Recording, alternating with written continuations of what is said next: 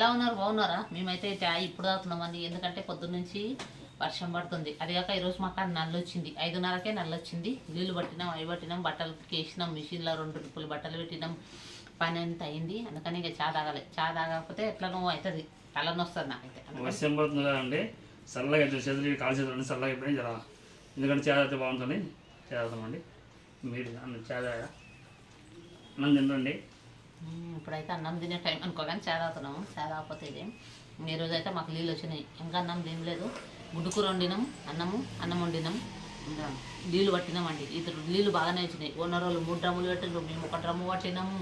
మళ్ళీ బట్టలు ఉతికేసినాము, ట్యాంకులో పట్టినాము. బాగా నచ్చింది. రోజు 5 గంటలకే వచ్చింది. లేకపోతే అంటే నీళ్ళు మొన్న మాకు అస్సలు దొరకలేదండి. నీళ్ళకి ఇబ్బంది. అక్కడ పక్కింటి వెళ్తకెళ్ళి తీసుకున్నాం. పాపం అన్న మంచోడు ఇచ్చిండు. వాళ్ళు మాతో వస్తుందమ్మా, మేము అన్నీ నింపుకున్నాం, తీసుకొని పట్టుకొని అన్నాడు. మొన్న పట్టేసరికి 11 అయింది చూడండి మాకు నీళ్ళది. ఈరోజు మొత్తం జల్దీ అయిందండి. మాట్లాడు.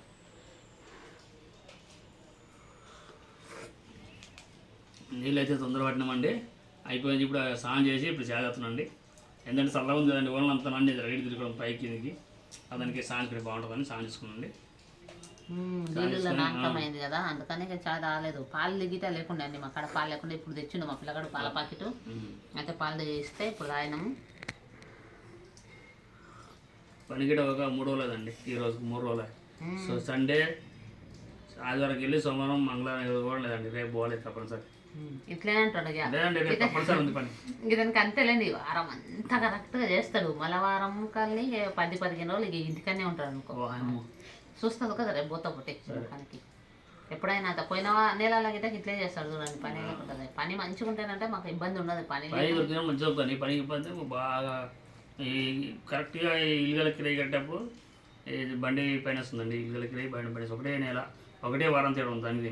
పిల్లలకి మళ్ళీ 2-3 నెలలు 5-6 నెలలు అయితే మొత్తం అయిపోతుంది. బండి బిడ్డ మొత్తం కట్టుకుంటే అయిపోతుందని ఆలోచిస్తున్నాం. ఇంకా 5-6 నెలలు కావాలి. ఆ 5-6 నెలలు అయితే అయిపోతుంది ఫైనాన్స్ కట్టేది. మళ్ళీ ఇంటికి ఒకటే ఉంటాయి. ఇంటికి లైట్ బిల్లు, పిల్లల ఫీజులు ఉంటాయి. మా పెద్ద కూతురు అయితే గవర్నమెంట్ కాలేజ్కి వెళ్తుంది. నా కొడుకు, నా చిన్న బిడ్డ ప్రైవేట్ వెళ్తారు. వాళ్ళిద్దరు ప్రైవేట్లో. పెద్దమ్మాయి అయితే గవర్నమెంట్కి వెళ్తుంది, గవర్నమెంట్ కాలేజ్కి. ఇంకా నా చిన్న బిడ్డ అయితే ప్రైవేట్కే. తక్కువనే అనుకో, కొంచెం తక్కువనే ఉంది. ఫీజు ఏమి ఎక్కువ కాదు. మా బాబుదే కొంచెం ఎక్కువ ఉంది. మంది మాట్లాడే ఎక్కువ ఉన్నా తక్కువ ఉన్నా కట్టుకోలుగా మనం ఎవరి కోసం కష్టపడుతున్నాం? మన పిల్లల కోసం. మనలాగా కాకుండా మన పిల్లలు చదువుకుంటే మంచిగా బాగుపడతారని నాకు కోరిక. అది నాకు బాధ. నాలాగా నా పిల్లలు బాధపడవద్దు, వాళ్ళైనా మంచిగా చదువుకోవాలని నా ఆశ. వాళ్ళ కోసం నేను కష్టపడుతున్నాను, ఎంత బాధగా ఉన్నా.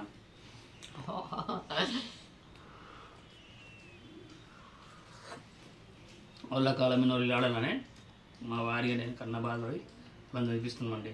మంచి వాళ్ళని చదువుకుంటే బాగుంటుందని ఆలోచిస్తున్నది. వాళ్ళ పిల్లల కన్నా ముఖ్యంగా నాకేం లేదండి. వాళ్ళు ఏం కోరుకుంటే ఏం చేసినాం. వాళ్ళు మంచిగా చదువుకుంటే మాకు అదే సంతోషం. వాళ్ళ కోసమైనా పనిచేస్తున్నాం కదండి. మా పిల్లలు మాకు మంచిగా ఉంటే సార్ అని. నేనైతే మాకు మా అన్నదమ్ములు, మా పిల్లలు, మా అమ్మ నాయన చదివిపోయినందుకే మేము ఏ వర్కున్నాం. మా బతుకులాగా మా పిల్లల బతుకు కావద్దని నేను మంచిగా చదివిస్తున్నాండి. ఎంత బాధ ఉన్నా సరే మేము చదివిస్తున్నాం. ఎందుకంటే వాళ్ళు మంచిగా బాగుపడాలనే నా కోరిక అండి. అట్లా అందుకనే మాకు కొంచెం చాలా ఇబ్బందులు ఉన్నాయండి. ఫ్రెండ్స్, దోమలు వచ్చినాయి చూడు, సన్నగా ఒకటి వచ్చింది, ఎంత పెద్దగా వచ్చింది చూడది.